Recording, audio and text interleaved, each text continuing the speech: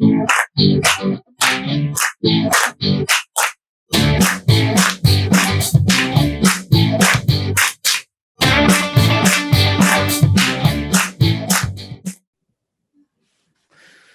everybody, welcome to the Fall Line with KS and Company. I'm here with my buddy Angelo.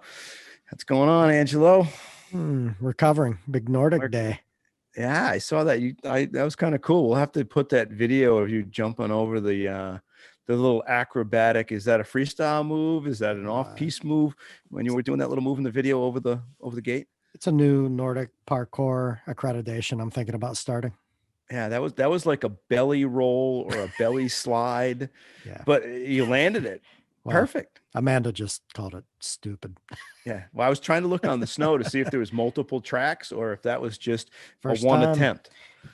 One and done. One and done. I think if you hadn't pulled it off, it would have been a one and done even when you were done. Yeah, right. Well, hey, we're here tonight. We're going to do a little quick one. We're going to do another quick hitter on the old What Bugging Angelo series. Angelo and I were talking, and something was bugging me at the same time it was bugging him. And we wanted to talk a little bit tonight about right and wrong. I always hear that, and I know Angelo was wound right up the other day, and I said, dude, I've been upset about the same thing. Why are they so much on this right and wrong? And you hear it every year. I hear it every year.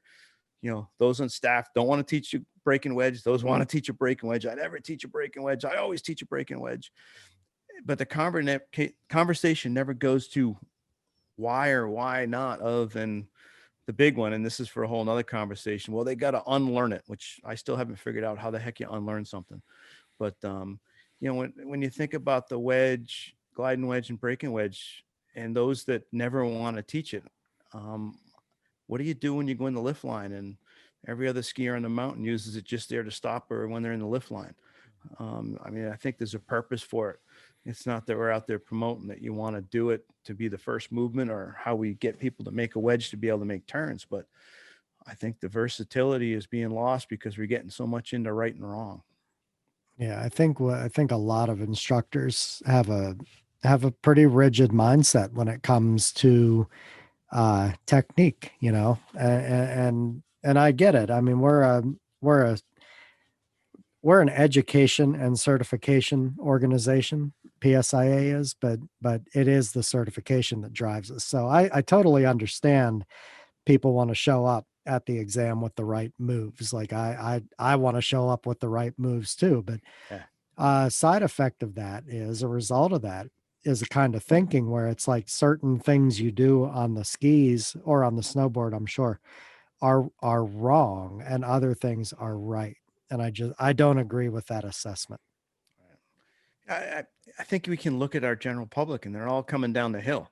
Now, if they're falling every 10 feet, like we see some, we've got to take some of this percentage out of there that, when everybody crashes, but some are crashing, going in the woods, some are killing themselves. We'll say, okay, they might've done some things wrong there. But in general, most of our public goes up the lift. They come down the trails. They might crash a little bit, fall, get back up. They ski and ride some more and they get back on the lift again. I mean, to say what they're doing is wrong. Maybe it's not the easiest way to get down the hill. Maybe it's not the most perfect technique based on today's equipment, whatever they're on, but I think we need to, when you're looking at a situation, like you said, with our exams, and we're looking at a certain task to get a particular outcome, I know we can get into right and wrong, but it's really about, does it work in this situation? Maybe it's the wrong movement, wrong technique for that thing. But I think, I don't go out and teach all my students that learn too, or have all my life a breaking wedge is the first movement, but I have taught all of them how to stop at some point during their first day on skis with a wedge. I love definitely not the first way I get I love a breaking wedge, dude. It's like, it's sumo stance. Like who doesn't want to do that? You got to have it. But I think you hit the nail on the head when you said the word situation. It's like things are situational, and then anybody who's been around or anybody who's looking at certification, the concept of centerline will be familiar. And basically when you go to an exam, I think the majority of the exam is, can you demonstrate you understand this curriculum? Do you understand the centerline, how this works and how we take somebody from never ever into a wedge type turn up through dynamic parallel, and there's our curriculum, right?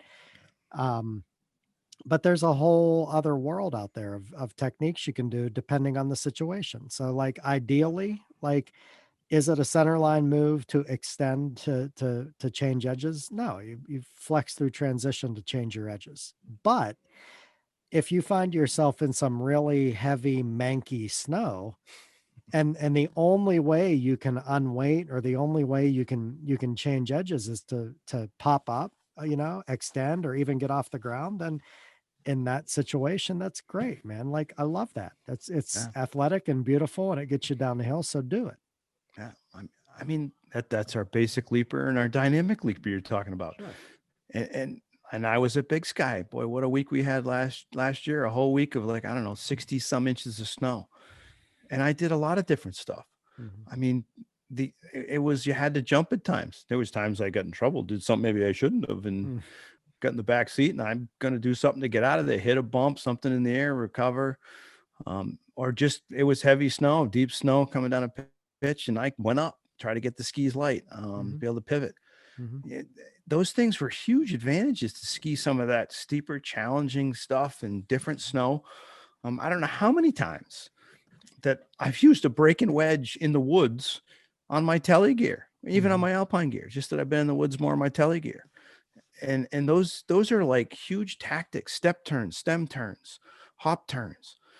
And those are good tactics in those situations. And but then we look at some of those movements when we look around the groom, they go, well, that's not good.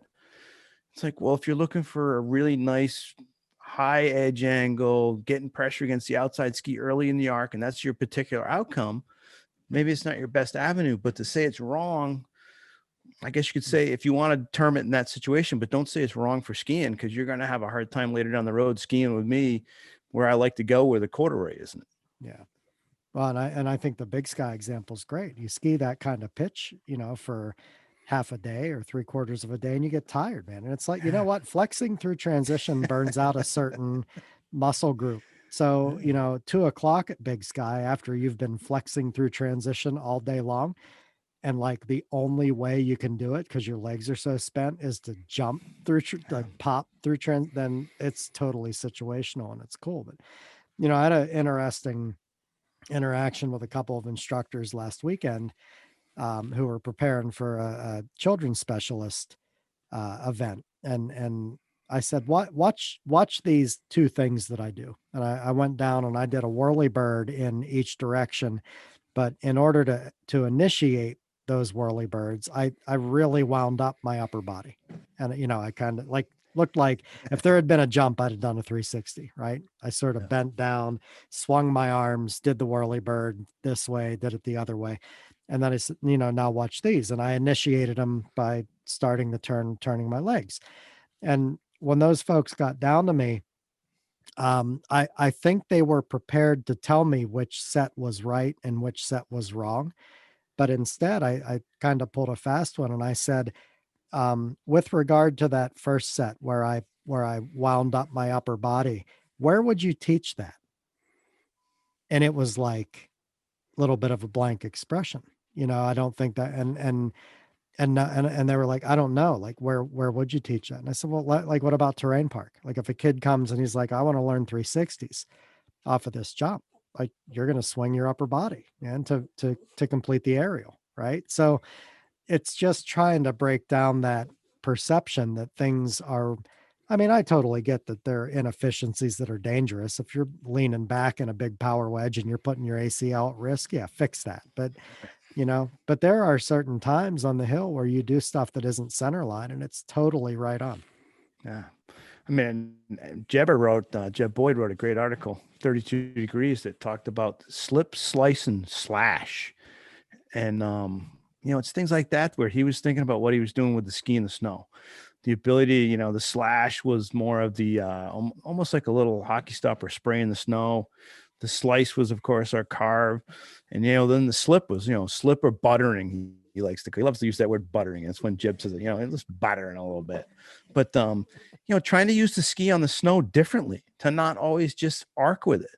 And that takes some different activities with your body to be able to make the ski do that.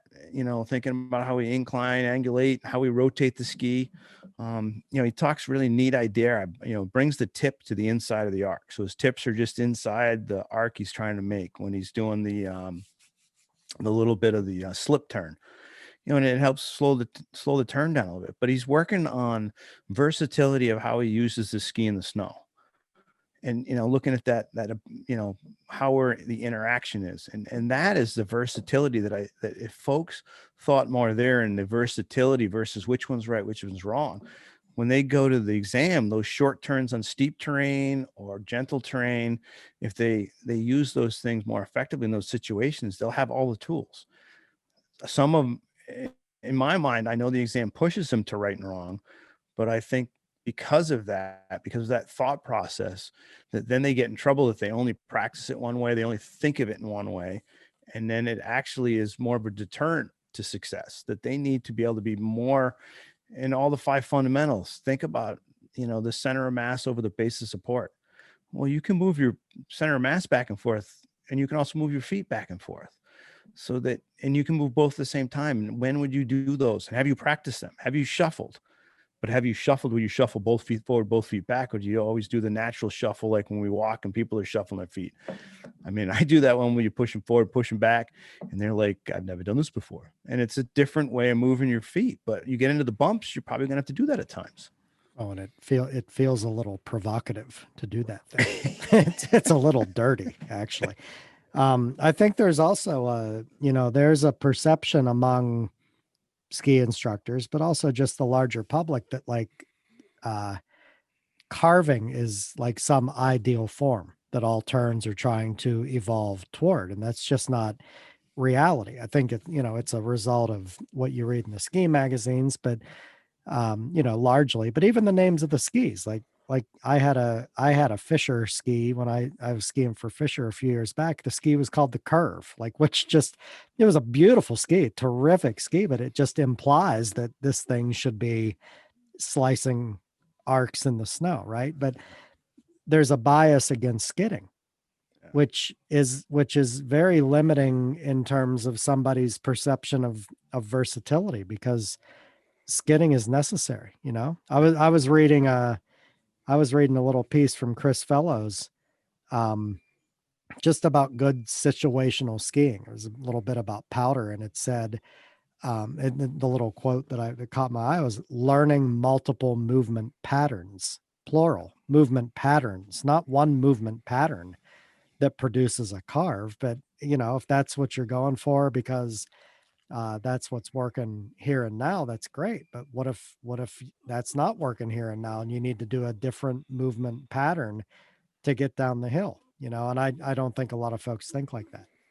Yeah, I hope that people look at this as not like we're getting on them, that why are you doing this? You guys are wrong the way you're thinking. It's just, I want them to open their mind to go out and, just what you're saying, think about how you could start the turn with different movements, moving up, moving down, doing like a down on weighting, that you're actually moving down to lighten the skis, the top turn with both feet, and then lengthen it out.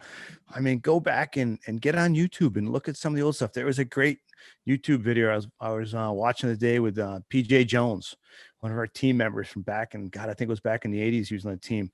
And it wasn't when he was on the team, but there's a video on there of him skiing a bunch of old style stuff, skiing bracage and skiing some different kinds of stem turns from way back. And the versatility from those movements to be able to separate body parts and move them in different directions at different times, the athleticism it takes, and the ability to just switch what you're doing, which is what we're doing coming down the hill. The more you're able to do multiple things on a pair of skis, even if it's a check turn, there's probably going to be at some point, but the ability to know when you might have to do that once in the bumps coming down your level 3 bump run, because you got a little speed going. But if you don't practice those, how do you all of a sudden do it? And to get wrapped into one movement, like you were saying, the skid, I don't know how many times I go to a level 3 or a dev team or any event that we're working, and we get those hard icy bumps. And the first thing everybody wants to do is get their edges up so damn high and just rail them, and they get going so fast. It's like, you need to make your ski interact to slip and skid a little bit to control speed. It's not that you're side slipping down the hill, but you need to make the ski interact to control speed. and hopefully they'll go do that. I mean, I think we got a lot more conversation with this and talk about some specific skiing and specific snow surfaces. But I thought we should, definitely with the both of us were thinking the same thing. I thought we should do a short hitter to send out. I think we do a whole episode on skidding because it's really all I got. It's all I got. I'm good at skidding, and I'm man. glad this conversation's going toward my wheelhouse now. I believe in skidding in terms of that almost 99.999% of our turns out there have some form of skid that controls momentum. I mean, how many turns are true railroad tracks coming down the hill? Very few. Unless I'm skiing down my driveway. That's pretty flat. I mean, we need to manipulate the ski in the snow. So I think we do. We could do I think we're gonna do a whole episode here as we move through the winter on just skidding. And they can all call us a bunch of skidders, and that's okay. I'm from the woods, and there's a lot of skidders around here pulling logs out, so that's okay. I got a love of skidding. I got a love of stemming. I like to pop up. I like all of these things. I like to lean back a little bit sometimes. Yeah, I got it all. Got the whole thing. All right. Well, hey, thanks for listening in, folks, and we will talk more about these and throw some of your ideas out there. Hopefully positive. If you hate it, just keep doing what you're doing, and we're fine with that too. But open your minds a little bit, and we'll talk to you soon. All right.